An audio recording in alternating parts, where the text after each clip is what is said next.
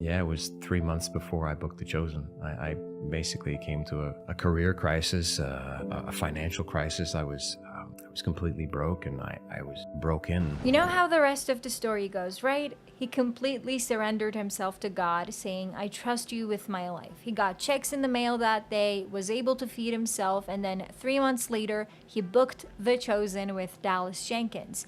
But what do we know about his life before The Chosen besides this account? We know he portrayed Jesus in a few other smaller projects. I ask you, Father, to be with me. He did voiceovers for shows like Celebrity Deathmatch and games like Lost Planet 3. If anyone's earned peace at last.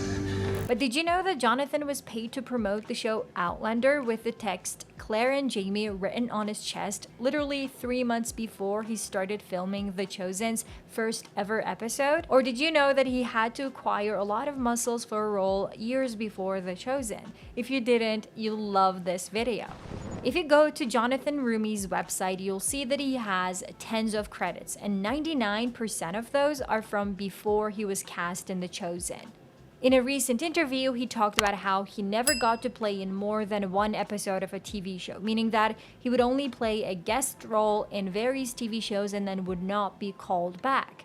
So The Chosen was the first and only show where he got to play more than a single episode. In Chicago Med, he played a heroin addict in one episode. Can you tell me your name? Yes, I can. Oh, This is a test. Played a French doctor in one episode of season 6 of The Mindy Project. Welcome to orientation and to a new chapter in your life. All brought to you by Médecins sur le Front. I didn't know that Jonathan knew French, but apparently he does, and he also used a French-American accent on various shows, including the Disney show Dog with a Blog. Really, that's interesting because I am the famous Dr. Monfort, here to deliver these puppies. You are an imposter! The guy has everything on his resume. He played a terrorist sympathizer posing as a photographer in season 7 of NCIS Los Angeles. Guys, over there. he's with Rivla and Barus. He seems to have employed his skills for photography in his roles because he was also a photographer in the show Castle. How long will this take? I'm up against a deadline to finish my design. You'll be here as long as it takes to make Matilda happy. The mantra we all live by. He played a police officer in season 4 of Parenthood. He looks so young here. I cannot believe it's the same man I watched in The Chosen season 5. Betcha. License and registration, please. Hi, yeah. So what's the problem here, officer? Could I have your license and registration, sir? The guy can do anything. Did you ever hear his southern accent? Look, I'm sorry. I haven't been real nice to you. You know, I can be an asshole.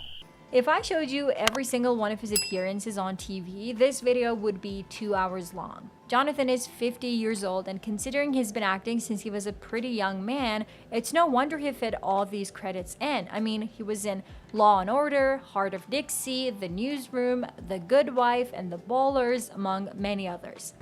Let's also talk about his movie roles. Jesus Revolution is the most popular one, you must have heard it.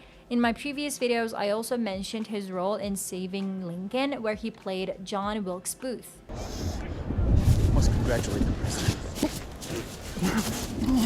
I must congratulate. His movie credits also include Suspended, Dead Bullet, Let It Bleed, The Funeral Guest, Revolutionary Road, and more. Hey!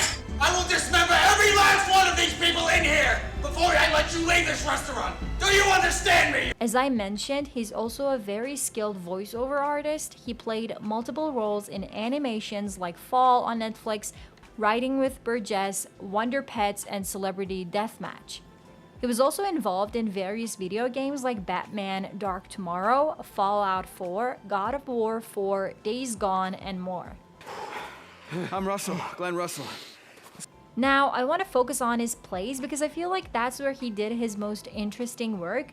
In Trainspotting, he played the character Sick Boy, a drug addict. I could never imagine Jonathan with blonde hair, but here he is, fully embracing the role. And also, I have to comment on this, he's jacked. Like, he looks really fit with all those muscles. What do you think?